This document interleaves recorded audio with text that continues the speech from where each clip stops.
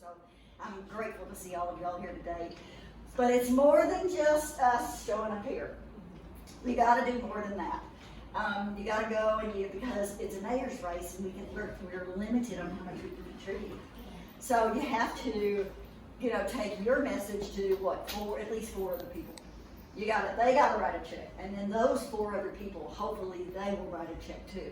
That's the way we have to work this, because this is democracy at the most fundamental local level. And we have somebody who knows democracy inside and out. My friendship with Celia was formed in the fires defending elections in the elections committee. There were a lot of hard years, and none of them got any better, quite frankly. It wasn't good. But what we have with Celia is a very unusual and helpful personality here.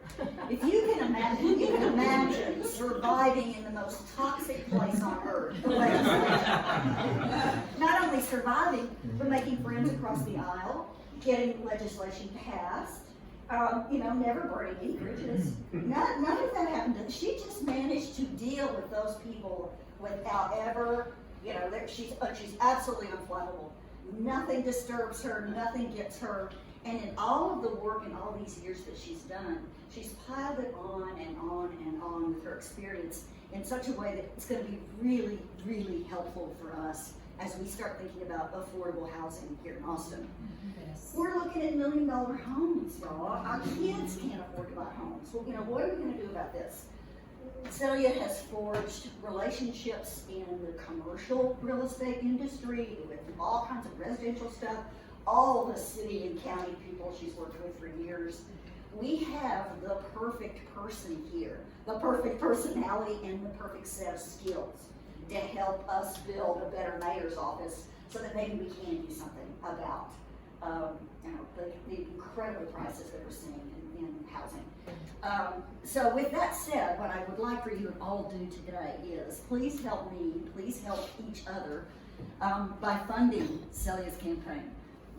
We're trying to max out at $400. So if you've not written a check today, by today, for $400, please do it today. The campaign's on. The funding is needed. We've got to get this done. And would you please go find at least one other person to do the same thing you did? For some of us, it's going to be, girlfriend, spouse, neighbor. But get out there and raise her one more maxed out person. I give you the next latest and greatest mayor of Austin, Texas, Celia Israel.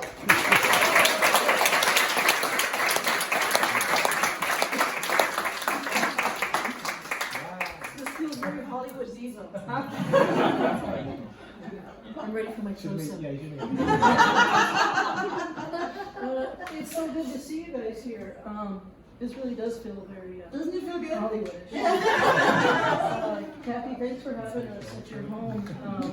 Thanks for telling your story, and thank you for leading with your heart, with your family story, and for connecting with my office over the years. I do believe that it is imperative that we not simply shrug our shoulders and accept that the safety numbers that are creeping up and up and up are the way it's going to be. It doesn't have to be that way. And Corky, you were one of the women who I looked up to when I was at the Ed Richards. I'm only 5'2". You were a force, and you're still a force. And, I don't know if people still call you the mayor of Mueller. Mueller has grown so much, I don't know. You have the wand now. Okay. Dana, thank you for being here. I know you see me in action, and it means a lot to me that you're here. And I was thinking when you talked about my temperament and being able to work with those people. One thing I did develop during my time in the legislature was TMJ. I think it's from so much that my dentist wanted to fit me with one of those things, and I have to attribute that to the legislature, because they will test you and test you, and but in those years, I think I developed a reputation as someone who was kept my sense of humor that I learned from our governor. Keep your sense of humor, and if you're not having fun, then why the hell are you doing it? And surround myself with good people. And on that note, I would like to introduce my staff. If you haven't met, Taryn is my chief of staff. Mallory is our operations person and my legislative director as well. And young William here is a finance assistant. And so these are things I learned from him, you know. And why am I running? Because Austin needs change. As much as we love this city, it needs some shaking up. And I think I'm just the woman to do it. It was sort of an epiphany, I think, for me as a realtor to know that my clients were hurting last spring in the midst of what began this crazy, crazy market that we're living in. And I am, it was painful to watch, to see people competing for 20 other bids. And at the same time, seeing our unhoused neighbors living on the street. And you know, we need to move forward with a compassionate urgency around that situation. But this has been the fastest growing, largest metro area every year in the last 10 years. The fastest growing, largest metro area every year in the last 10 years. We are making headlines, and we're not making headlines for good reasons anymore. Now we're getting a reputation as not just a trendy city, but a congested city, a more polluted city, and in the case of land use and transportation, a city that is sprawling rather than being more thoughtful. So I'm running because Austin needs a mayor who represents all of Austin. As a Latina, as a member of the LGBT community, as someone who was forged by this city in 1982, when I came here to be a little baby Longhorn, I've seen a lot. And as a longtime advocate for multimodal transportation, as a longtime advocate for transportation safety, and as someone who has advocated for more Muellers around the city, it is something that I think is going to become my life's journey, in that it is very difficult right now for people. If they want to take a lot and build a house, it's going to take them about 90 days to get permission to start building. But if they want to take that same house and build a fourplex, it's going to take them 2 years to get permission from the city to start building. And in this market, I say that's a sin. And these are not new issues. These are issues that the city has been grappling with for well over a generation. But it's super urgent now because the median home price in Austin is north of $600,000, which is amazing that the city has moved in this way. So this is an election in which we will be able to set the agenda for a pro-housing agenda. As you know, we don't have a strong mayor form of government, as much as I would love to have that wand and wield that sword.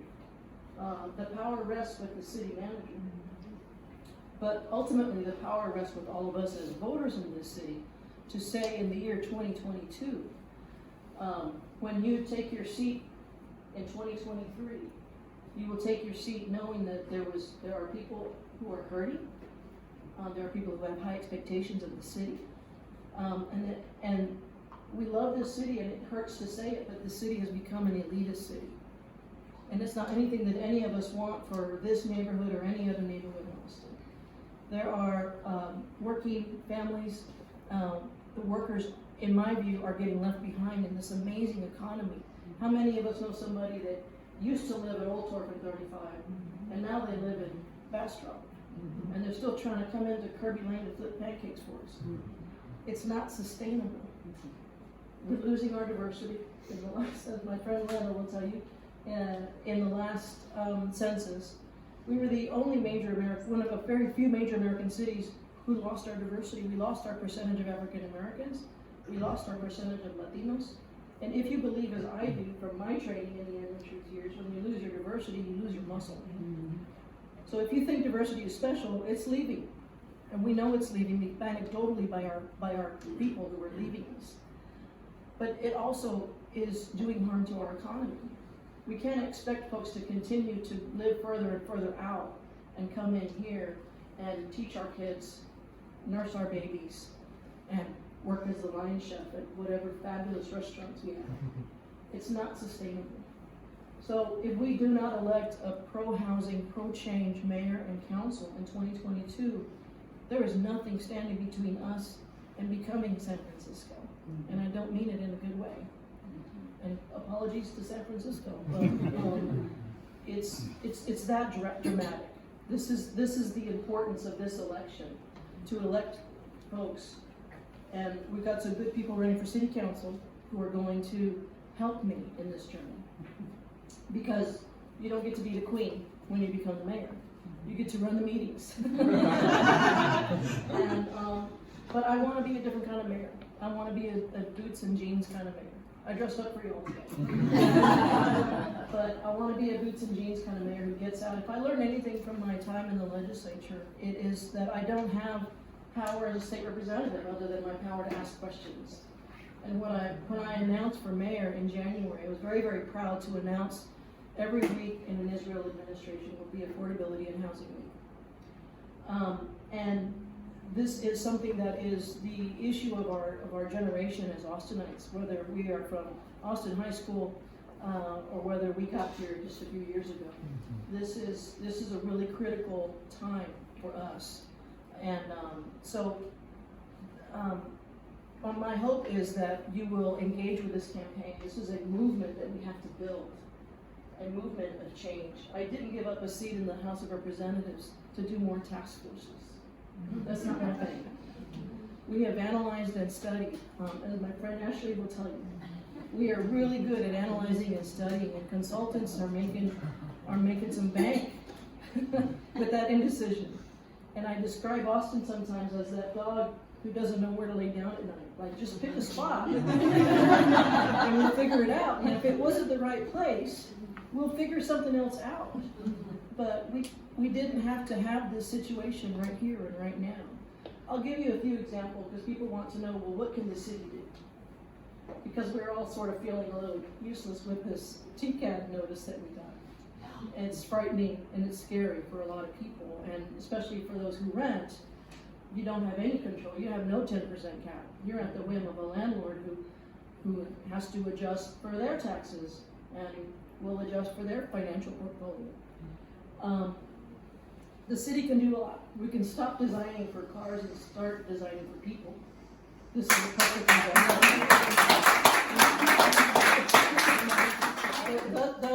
Those were the urban planners in the room.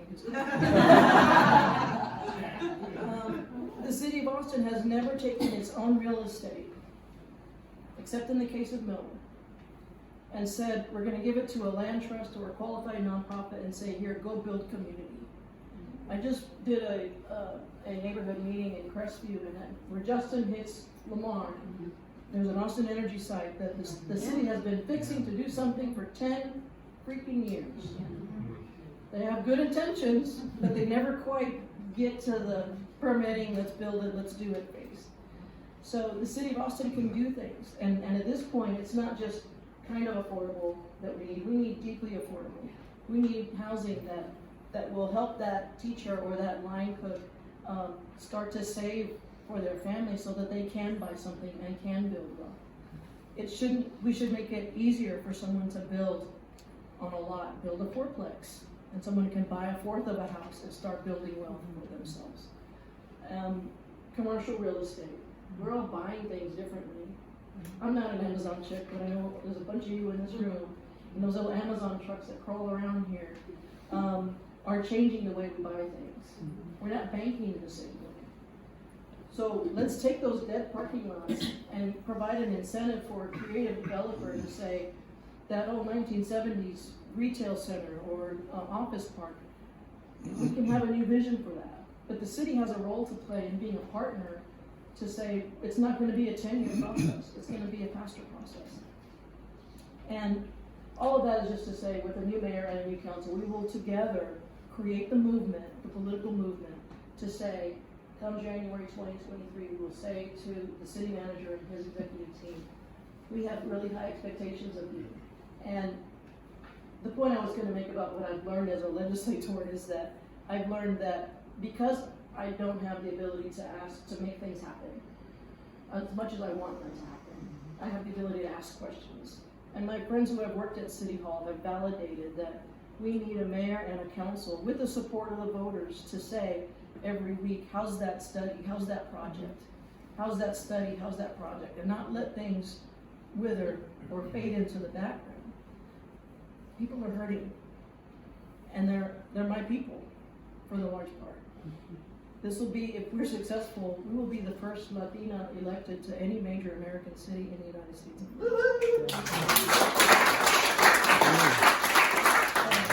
It freaks me out, like, why isn't another Latina? It was hard already.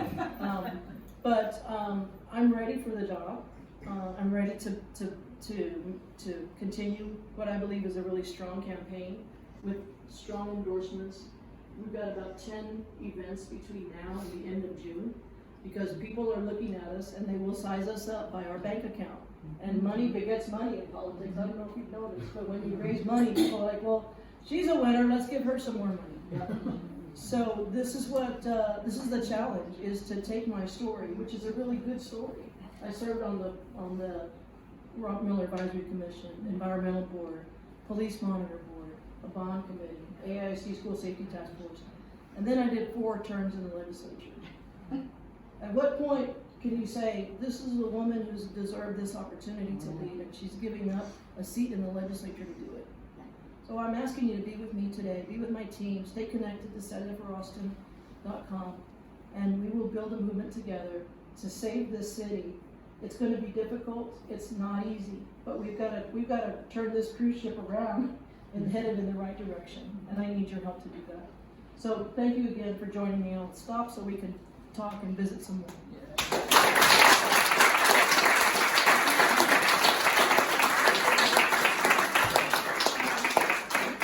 Down from my perch. Do you need a hand, Billy?